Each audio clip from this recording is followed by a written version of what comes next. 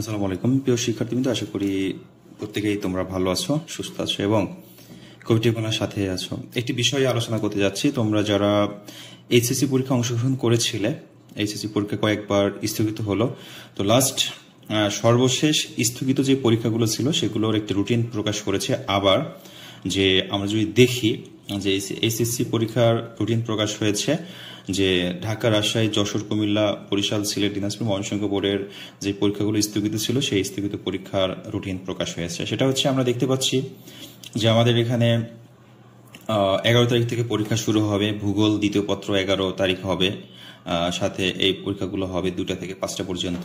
তাছাড়া হচ্ছে 12 তারিখে পরীক্ষা আছে রসায়ন, ইসলামের ইতিহাস ইত্যাদি। 15 তারিখে আছে, 17 তারিখে আছে, 19 তারিখে আছে, 22 তারিখে আছে, 24 তারিখে আছে, 26 তারিখে আছে, 29 তারিখে আছে, 1-10 আছে এবং 3-10, 6-10 পরীক্ষা শেষ।